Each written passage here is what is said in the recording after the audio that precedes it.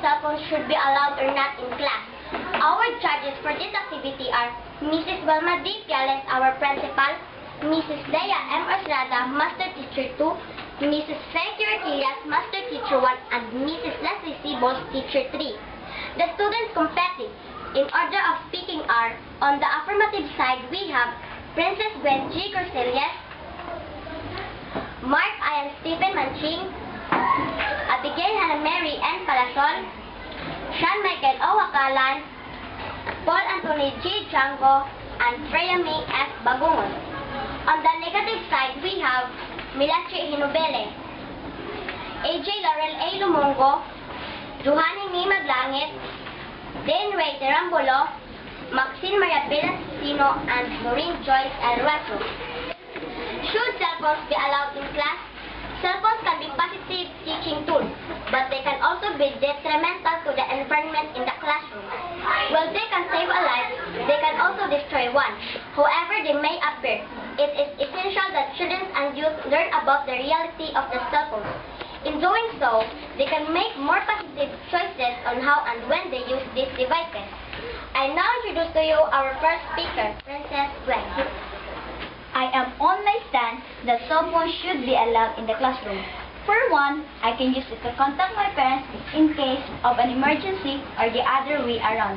I can communicate to anybody left at home whenever I forgot my assignment or lunch and request it to bring to school. In just a press of a finger, I can send messages anywhere in the world. Yes, in just a click, messages are instantly sent. But if you are going to analyze it, receiving text messages in class sounds highly unacceptable. It can be considered as extremely serious distraction for us students. Aside from the fact that we can use cell phones to call our friends while in class, we can also access the internet. There's a big chance that students can go onto social networks, play mobile games, chat, browse websites, listen to music, and watch videos while in class. Let us not forget that mobile phones have a lot of positive uses in a school environment. It can also take photos of our class presentations and projects and send them to our parents affirming our attendance in school. Sharing notes with our classmates can be easier with this mobile technology.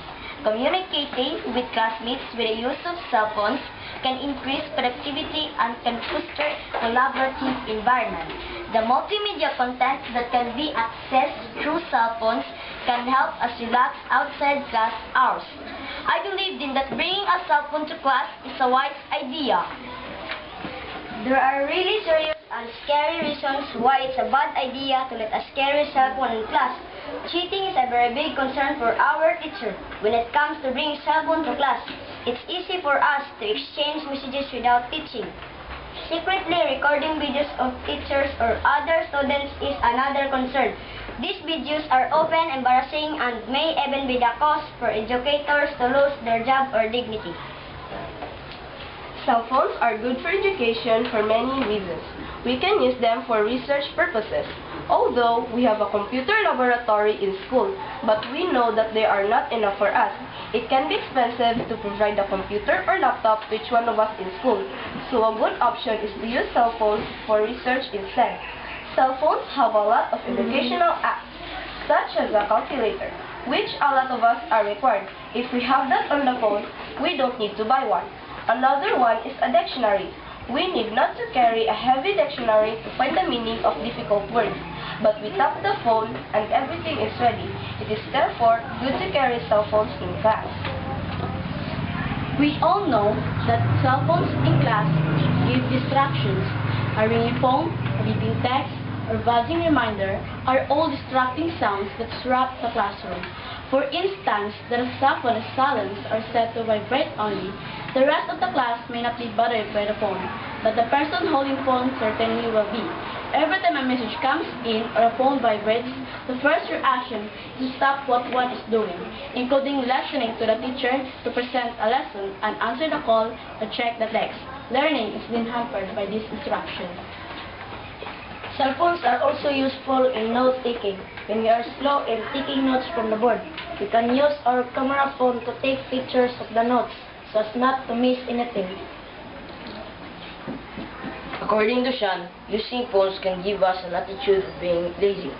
By this reason, we're opt not to copy important matters or being stressed during discussions, but to take picture of it. What if you forget to write them down in your notebook or mistakenly erase them? How could you respond to the class next day? Good if we have photographic memory. Allowing us to carry our mobile phones in school expands our learning outside the classroom. We will not only have access to information during computer laboratory time, but we can also look up information from anywhere on campus. Collaboration will increase as we can use these devices as research tools during project and group work. Although technology can help us in terms of education, whether inside or outside the classroom, yet it hinders a student to think independently. If we always access websites for good, we become dependent to it. We tend to exercise less on our thinking skills. We keep on getting ideas from the network, not making allowance, whether or not they are genuine truth. We tend to become poor thinkers rather than critical thinkers. With all of your reasons from distractions, theft, cheating, illegal activities, and being poor thinkers, I think you have forgotten that we are inside the classroom. We know that we have our teachers facilitating us. We are also aware that before the start of classes, we were oriented of the class rules and procedures. Our teachers are not blind that they can see what's happening in the class. Any misuse of cell phones are automatically corrected by them because the teachers know the appropriate uses of phones while in class. With regards to theft, everyone knows the value of our phones. It is now our responsibility to take care of our things. I think it is not right to make the thieves the reason why we should not carry cell phone in class. One more thing is the issue of being poor thinkers. Again and again, teachers are there to facilitate us in analyzing reliable sources from the net. I feel it has been overly evident that carrying phones in class should be allowed. With due respect to our opponents, may I therefore say that with all of the enumerated benefits of allowing cell phones in class, we forget the bad effects caused by them. Attitudes and behaviors change because of the influence of these devices. Students are addicted to games and eventually forget to do their homeworks and projects. It is apparent that nowadays, students became dropouts due to games and the internet. Students are inattentive to people around them because we can witness dozens of students whipping out their phones almost very quickly as the bell rings for dismissal. Worst of these, girls are easily deceived just by text message sent to them.